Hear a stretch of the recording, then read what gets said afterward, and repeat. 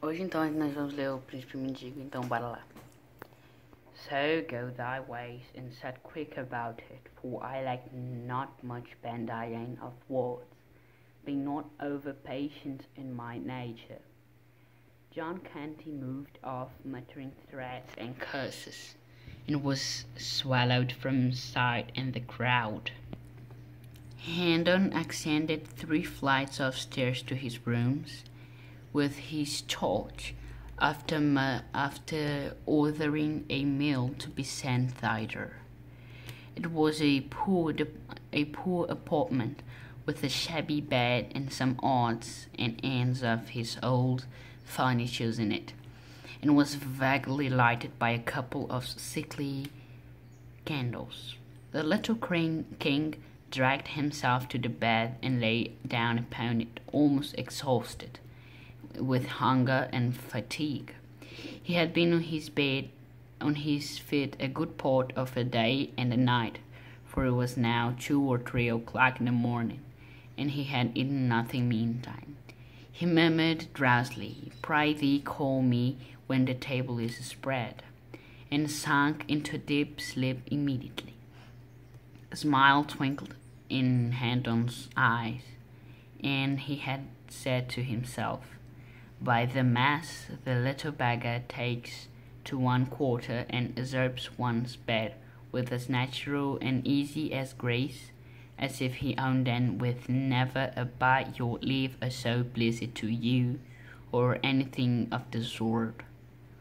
And his diseased ravings, he called himself the Prince of Wales, and bravely doth he keeps up the charter. Poor little friendless rat!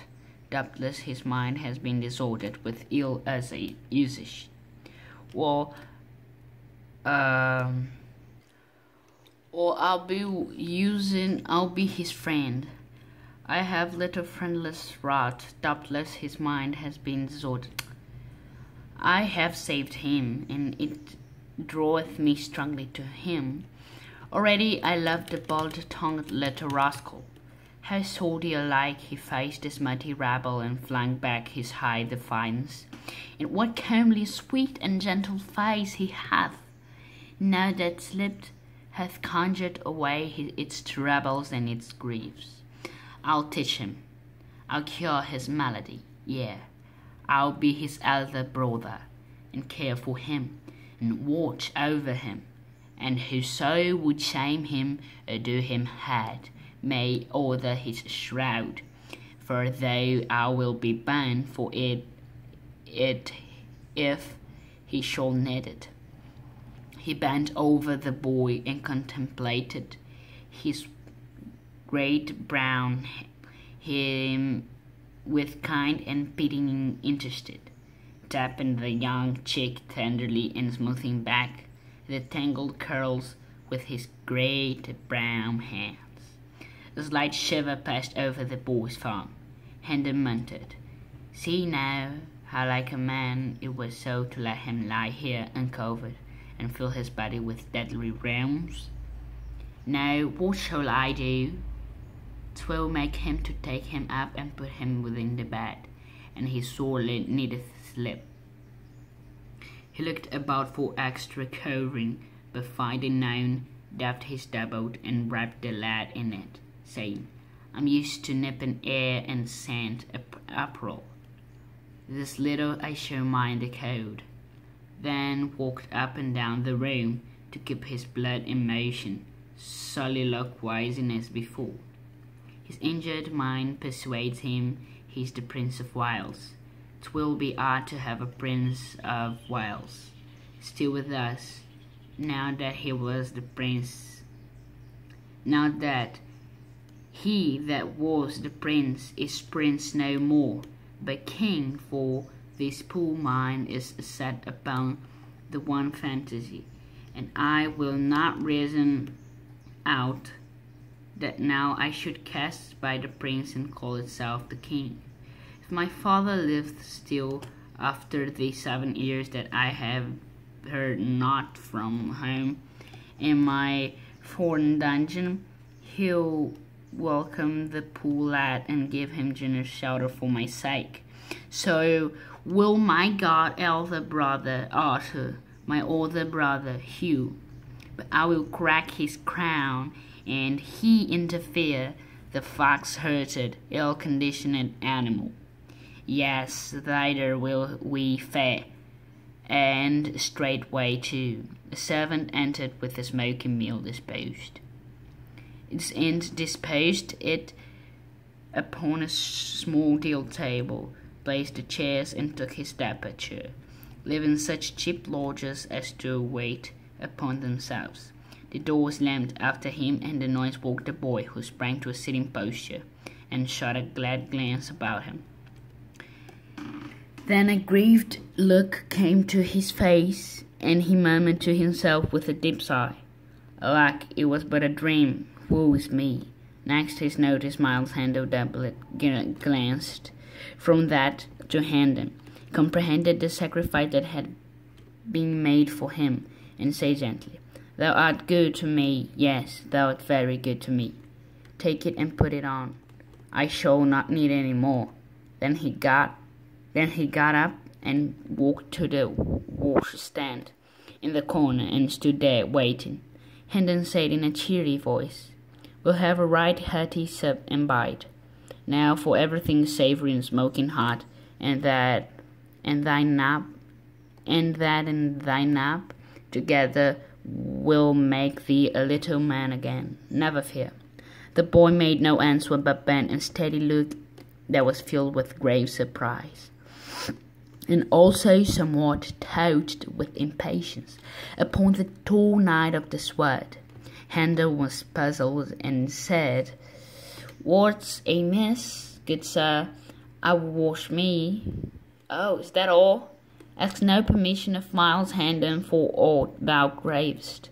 Make thyself perfectly here, and welcome with all that are his belongings." Still the boy stood and moved not. More, he tapped the floor once or twice with his small impatient foot. Handel was wholly perplexed. Said he, "Bless us, what is it, prithee? Pour the water, and make not so many words." Handel suppressing a hoarse laugh, and said to himself, "By all the saints, but this is admirable," stepped briskly forward and did the small insolence biting, then stood by in a sort of stupefaction until the command, "Come the towel," woke him sharply up. He took up a towel from under the boy's nose and handed it to him without comment. He proceeded to comfort his face with the wash, and while he was at it, a dark child seated himself at the table and prepared to fall to. Handel dispatched his ablutions with alacrity, then drew back the other chairs, and was about to place himself at the table, when the boy said indignantly, "Forbear! Wouldst sit in the presence of the king?" This blow staggered Handel to his foundations. He muttered to himself, "Lo, the poor thing madness is up with the time.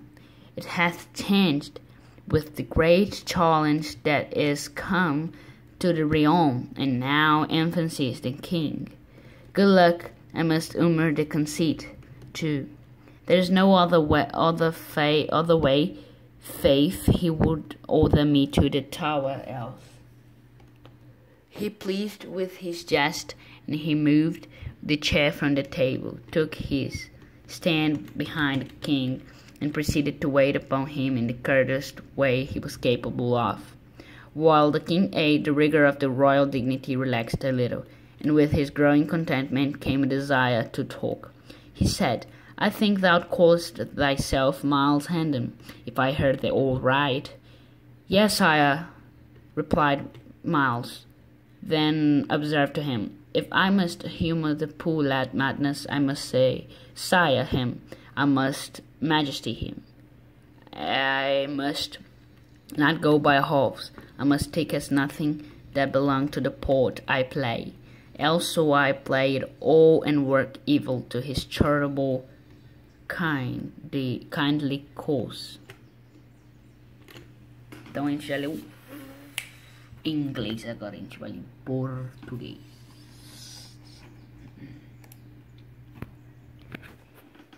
Então siga os seus caminhos e se apresse, pois eu não gosto de muitas bandas de palavra. E não sou paciente demais em minha natureza. John Kent se afastou murmurando ameaças e xingamentos e foi engolido de vista na multidão. Random subiu 3 lances de escada para o quarto sob sua responsabilidade, depois de pedir que uma refeição fosse enviada para lá. Era um apartamento pobre, com uma cama surrada e algumas peças de móveis antigos, e foi vagamente iluminada por 2 velas doentias. O pequeno rei arrastou-se para a cama e deitou-se sobre ela, quase exausto de fome e fadiga. Ele estava de pé boa parte de um dia e de uma noite, pois agora eram 2 ou 3 da manhã, e não comia nada enquanto isso. Ele murmurou sonolento: Prithee, me liga quando a mesa está aberta. E aperta a escada seria pronta, né? E afundou em um sono profundo imediatamente. Um sorriso brilhou nos olhos de Randall. Ele disse a si mesmo: pela massa, o mendigo se instala e usurpa a cama com uma graça tão natural e fácil como se os possuísse, sem nunca sair de casa. Então, por favor, ou qualquer coisa do tipo. Nos seus delírios de doença, ele se considerava o príncipe de Gales, e bravamente mantinha o personagem. Pobre rato sem amigos, sem dúvida sua mente foi desordenada pelo mau uso. Bem, eu serei seu amigo. Eu o salvei e isso me atrai fortemente a ele. Já amo o pequeno patife de língua arrojada. Como soldado, ele enfrentou a multidão suja e jogou de volta o seu alto desafio. Que rosto gracioso, doce e gentil ele tem. Agora que o sono conjurou seus problemas e mágoas. Eu vou ensiná-lo. Eu curarei sua doença. Sim, eu serei seu irmão mais velho. E cuidarei dele e zelarei por ele. E quem envergonhar ou machucá-lo pode ordenar sua mortalha. Pois, embora eu me queime por isso, ele precisará disso. O emaranhado de cachos com sua... ele acariciava o emaranhado de cachos com sua grande mão marrom. Um leve arrepio passou pela forma do garoto. Randall murmurou. Veja agora como era um homem deixá-lo deitado aqui descoberto e encher seu corpo com reinos mortais. Agora o que devo fazer? Vai acordá-lo para pegá-lo e colocá-lo dentro da cama. Ele precisa muito dormir. Ele procurou uma coberta extra, mas não encontrou nenhuma. Então tirou o gibão e envolveu o rapaz, dizendo: estou acostumado a beliscar o ar e as roupas escassas. Esse pouco me importaria com o frio. Então caminhou para cima e para baixo na sala para manter o sangue em movimento, soliloquiando antes. Sua mente ferida o convence que ele era o príncipe de Gales. Será estranho ter um príncipe de Gales ainda conosco, agora que o príncipe não é mais príncipe, mas rei. Pois essa pobre mente está concentrada na única fantasia, e não argumentará que agora deve lançar pelo príncipe e se chama rei. Seu pai ainda vive, depois desses 7 anos...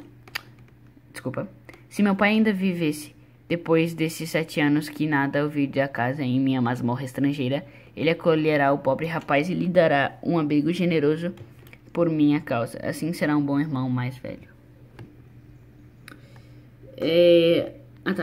Será meu bom irmão mais velho, Arthur. Meu outro irmão, Hugh. Mas eu quebrarei sua coroa e ele interfere.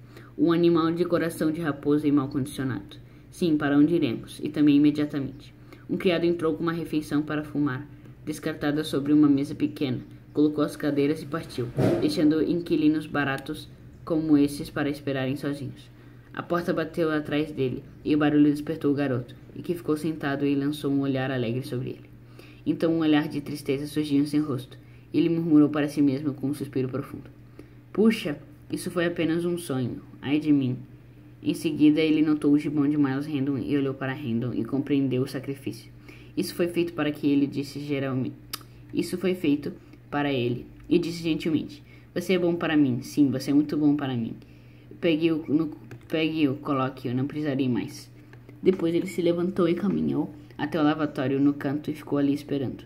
Miles Random disse com uma voz alegre: agora vamos dar uma boa mordida, pois tudo é saboroso e quente. E isso sua soneca juntos farão de você um homenzinho novamente. Nunca tema.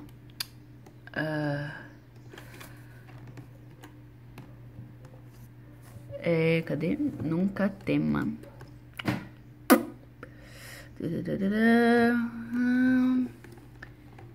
Nunca tema, tá. Nenhuma resposta mais desviou um olhar firme, cheio de grande surpresa, e também um tanto tocado de impaciência sobre o alto cavaleiro da espada. Rendon ficou intrigado e disse: o que está errado? Bom senhor, eu me lavaria. Oh, isso é tudo. Não peça permissão a Miles Rendon por tudo que deseja. Torne-se perfeitamente livre aqui e seja bem-vindo. Mas ele bateu no chão 1 ou 2 vezes e o pequeno pé impaciente. Rendon estava totalmente perplexo. Ele disse: abençoe-nos, o que é isso? Pride derrama água e não faz tantas palavras. Rendon reprimindo uma gargalhada, dizendo a si mesmo: pois todos os santos, mas isso é admirável. Pisou rapidamente a encaminhar e fez a licitação do pequeno insolente. E então ficou parado em uma espécie de estupefação até que o comando venha, a toalha, o acordou bruscamente. Ele pegou uma toalha debaixo do nariz do menino e entregou a ele sem comentar. Ele passou a confrontar o rosto com uma lavagem e, enquanto estava lá, seu filho adotivo sentou-se à mesa e preparou para cair. Rendon despachou suas abluções com entusiasmo, recuou a outra cadeira que estava prestes a se colocar à mesa quando os garotos disse indignado: abandone. Sentaria na presença do rei? Esse golpe surpreendeu Rendon até as fundações. Ele murmurou para si: a loucura do coitado está com o tempo. Ele murmurou com a grande mudança que chegou ao reino. E agora a infância é o rei. Boa sorte, devo também demonstrar humor à presunção.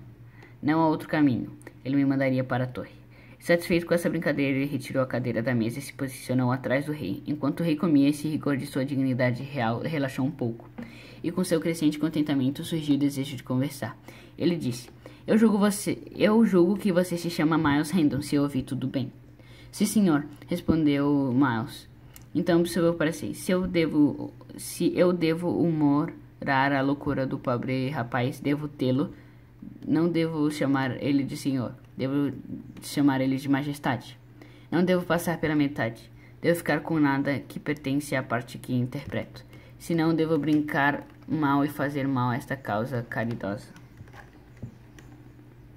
caridosa e bondosa. Então isso é tudo. E até a próxima aula.